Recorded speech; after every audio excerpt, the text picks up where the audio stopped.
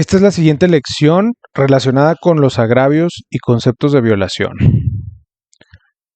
Para Couture, agravio es el perjuicio o gravamen material o moral que una resolución judicial causa a un litigante. El agravio sobre todo supone un daño, una afectación o lesión que sufre alguien en sus derechos y que se hace valer ante un órgano facultado para modificar alguna resolución del juez. Cuando nosotros remitimos un escrito de agravios es porque, por lo general, se está impugnando un acto de autoridad. Los agravios, sobre todo, son aquellos perjuicios que una determinación judicial le ocasionan a una persona precisamente porque dicha resolución o determinación contraría al orden jurídico vigente en un país, es decir, es ilegal y por ende vulnera los derechos humanos. Al momento de impugnar una resolución, por ejemplo, en un recurso de apelación contra una sentencia, debemos tener en cuenta que el abogado debe argumentar. Si en determinado momento un juez o una autoridad le brinda una resolución no favorable a sus intereses a un abogado, entonces debemos impugnar. Y dentro de la impugnación debemos expresar agravios.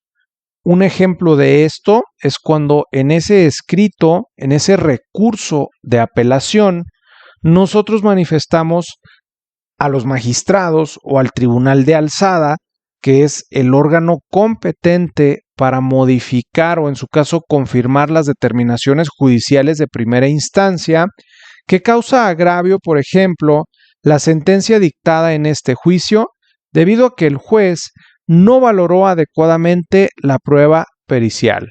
Sobre todo debemos tener en cuenta que cuando el abogado realiza agravios, se trata de expresar razones con la finalidad de que sea modificada una resolución judicial que no favorece a los intereses del cliente. Por otra parte, tenemos los conceptos de violación. Los conceptos de violación son muy similares a los agravios. La jurisprudencia de la Suprema Corte de Justicia de la Nación en el pasado ha definido a estos conceptos de violación como la relación o relaciones razonadas que el quejoso ha de establecer entre los actos desplegados por las autoridades responsables y los derechos fundamentales que estime violados, demostrando jurídicamente la contravención de estos por dichos actos, expresando en el caso que la ley impugnada en los preceptos citados conculca, ocasiona, representa sus derechos públicos individuales. Esa representación es efectivamente un perjuicio, el conculcar en este acto, en este sentido, se trata de referir a un perjuicio hacia los derechos públicos individuales. Los conceptos de violación son utilizados en los juicios de amparo para argumentar por qué un acto de autoridad es violatorio de derechos humanos.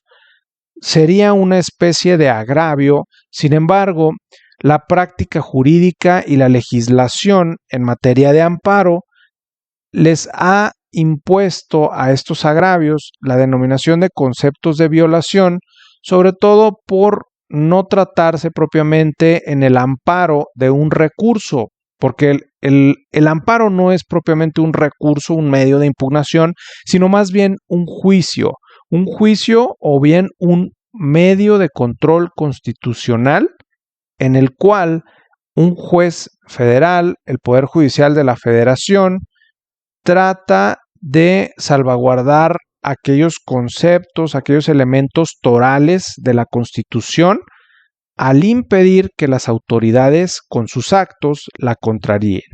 Entonces los conceptos de violación también suponen, al igual que los agravios, un alto o bien una alta labor, una avanzada labor de argumentación. Al argumentar en los conceptos de violación, nosotros le estamos pidiendo a ese juez federal, a ese órgano que conoce del amparo, que modifique o bien que declare nulo ese acto, el acto que nos causa perjuicio, y es aquí donde la argumentación juega un papel importante.